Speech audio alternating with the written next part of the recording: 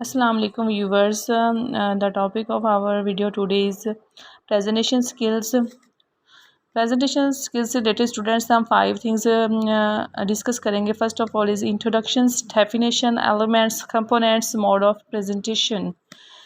Introduction की बात की जाए, the word presentations comes from the word present, which means to introduce formally.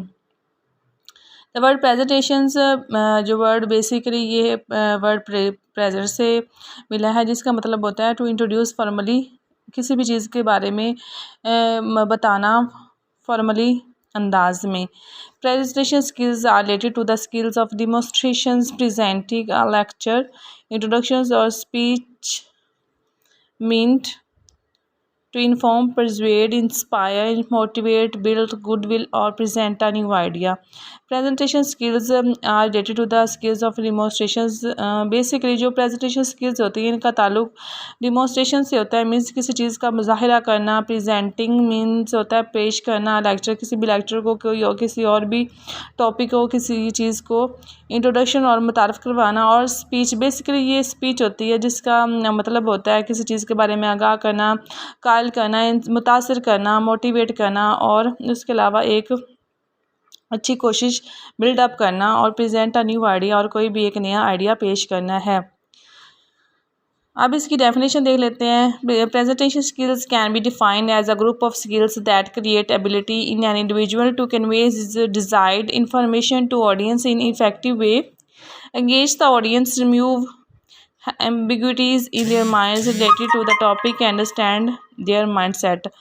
Presentation skills can be defined as a group of skills. Presentation skills basically ये skills का एक मजमूआ होता है that create ability, जो कि एक इंसान के अंदर काबिलियत पैदा करता है to convey his desired information to audience in effective way, ताकि वो अपना ख्वाहिश करदा जो उसके पास नॉलेज होता है या इंफॉर्मेशन होती है वो ऑडियंस तक पहुंचा सके.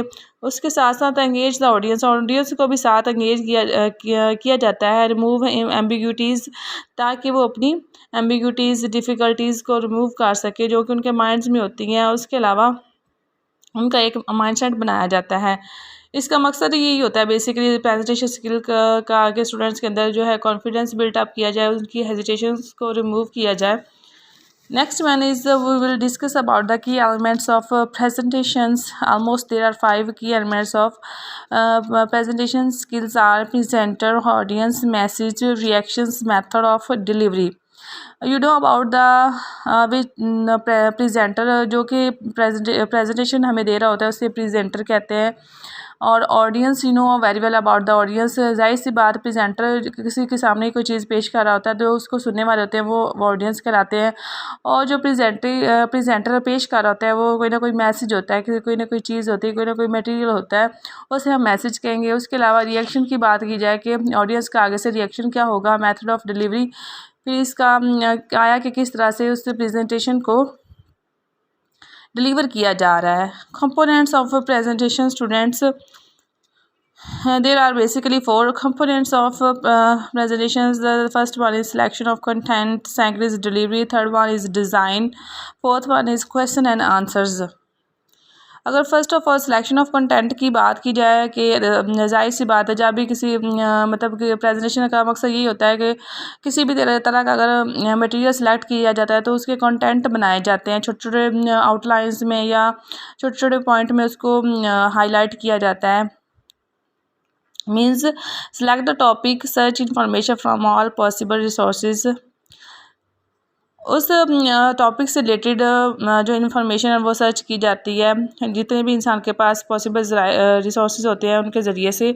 उसके अलावा जो है उन कॉन्टैक्ट को सिलेक्ट किया जाता है और बाद में उसको जो हमारा प्रोसेस क्या होता है उसको डिलीवर करना होता है. डिलीवरी में क्या क्या देखते हैं कि topic should be announced first, eye contact with the audience, environment friendly.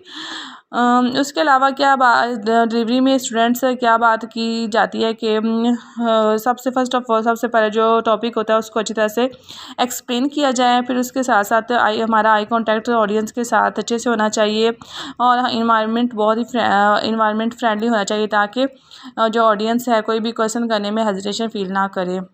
Third one is design. Design की बात की जाए तो अगर कोई भी चीज़ कुछ डिफरेंट दिखाई दे रही होती है तो उसमें किसी न किसी चीज़ का रोल ज़रूर होता है। जैसे कि अगर हम कोई चीज़ प्रेजेंट कर रहे हैं तो उसको एक अच्छी तरह से डिज़ाइन कर ले तो उसका जो वे ऑफ प्रेजेंटेशन वो बहुत ही गुड हो जाता है। जैसा कि मैंने आप लोगों के सामने ये वीडियो बनाते हुए इस लेक्चर को डिज़ाइन किया है, तो इससे लेक्चर बहुत ही अथेंटिक हो जाता है और it is a source of attractions for students और ऑडियंस एज वेल।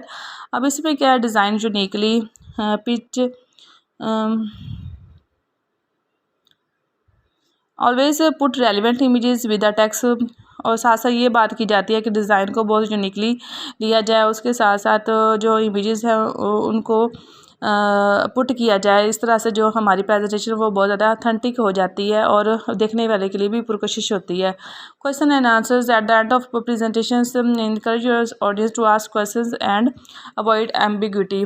हमेशा अपने स्टूडेंट्स या ऑडियंस को इनकरेज किया जाए ताकि वो आपसे कोई भी क्वेश्चन कर सकें। इस तरह ऑडियंस की या स्टूडेंट्स की जो हेजिटेशन है वो रिमूव होती है। They didn't feel any hesitation for asking a question. Main यही मकसद होता है कि स्टूडेंट्स के अंदर जो है कॉन्फिडेंस बिल्टअप किया जाए।